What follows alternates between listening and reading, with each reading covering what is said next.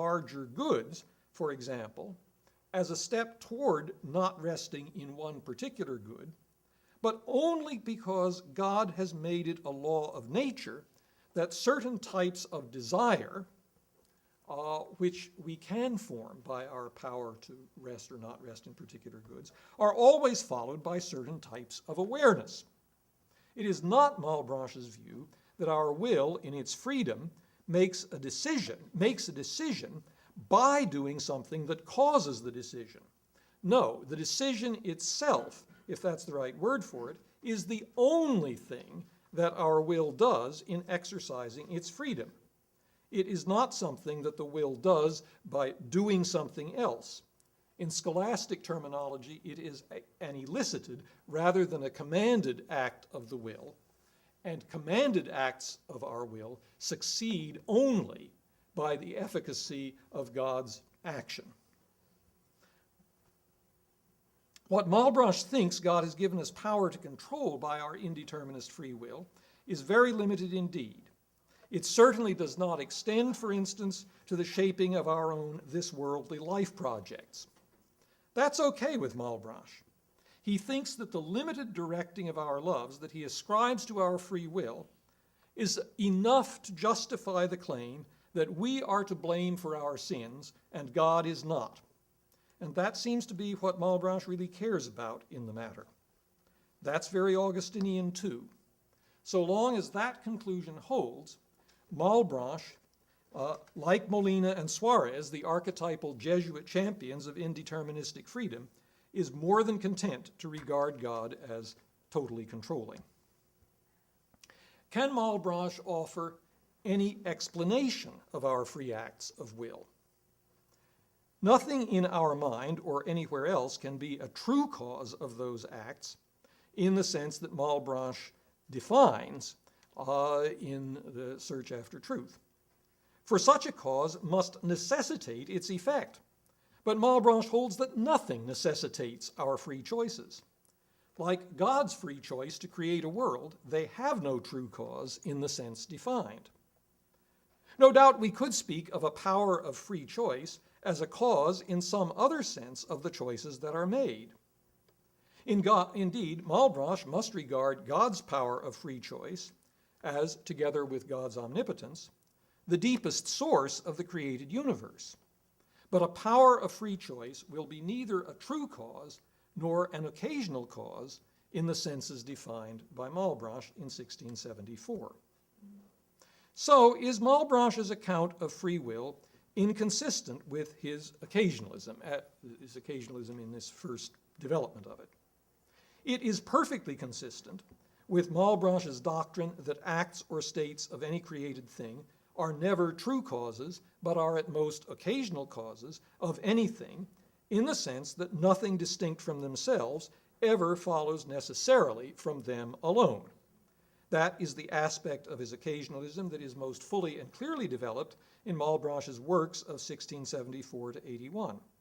It is also the aspect of his occasionalism that I think has most interested philosophical students of Malebranche's work. And I want to underline that. That's what we're thinking about as Malebranche's occasionalism. I think his account of free will is perfectly consistent with it. Even in his early writings, however, there are indications, though less well developed, of other aspects of Malebranche's views about causation that may be harder to reconcile with his treatment of human free will. In the Recherche, he says that the nature or power, force, of each thing is nothing but the will of God. Is that consistent with creatures having a power, force, to determine something about their loves in a way that Malebranche has not caused them to determine it? Well, perhaps this is just an inadvertent inconsistency that Malebranche could explain away, or more precisely, perhaps it's an accidental inconsistency arising from the fact that Malebranche's occasionalist theory received its explicit development and first publication in books 4 through 6 of the Recherche, which were published a year after Malebranche published the first chapter in which he made the statement that I just quoted. Okay, well, Moving now to something that's after the development, clear explicit development of the occasionalist theory. In the first paragraph of the 15th éclaircissement or elucidation of the search after truth, Malebranche refers to God as the one who does everything in all things. But is that true of God if God does not cause the sins of creatures? Unlike other issues about inconsistency, this is not an issue about what Malebranche says creatures don't cause. It is an issue about what he says God does. And we can find an issue of the latter sort much more elaborately developed in Malebranche's later work. Alas, I clearly won't have time to present that development, but I do need to, I think, there's a very important point that in seeing something about the significance of the first development of the occasionalist theory that I do need to say a bit about.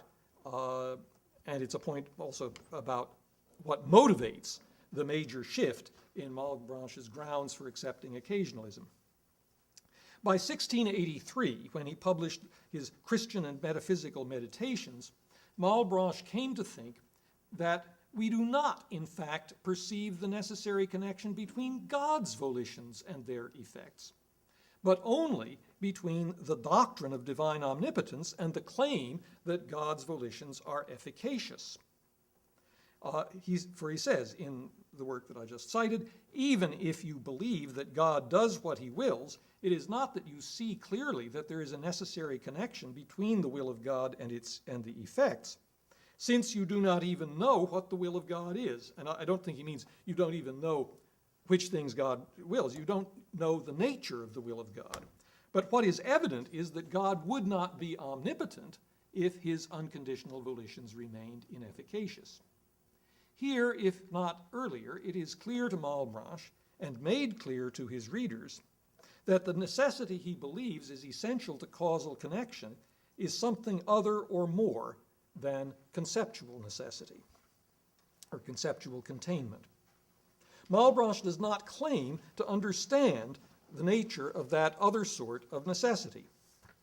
Thus far, Hume agrees with Malebranche, or the Malebranche of 1683. But here they come to a parting of the ways. Hume takes the lack of understanding as grounds for adopting a reductive account of causal connection. Malebranche continues to assume that there are metaphysically necessary causal connections and is content to say that God does not give human beings a distinct idea that corresponds to the word power or efficacy.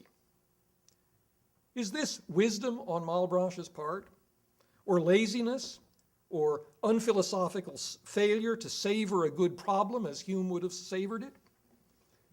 Or is it perhaps all of those?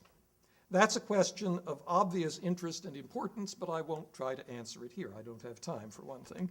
Another problem, which does seem to influence Malebranche's development of occasionalism from 1683 on, is that if we do not perceive a necessary connection between any cause, even God's will, and any effect, it may seem questionable to use our non-perception of such necessity in the case of supposed created causes as a reason for the thesis that God's volitions are true causes and nothing created is. And that's the point that the remainder of the paper outline in front of you develops.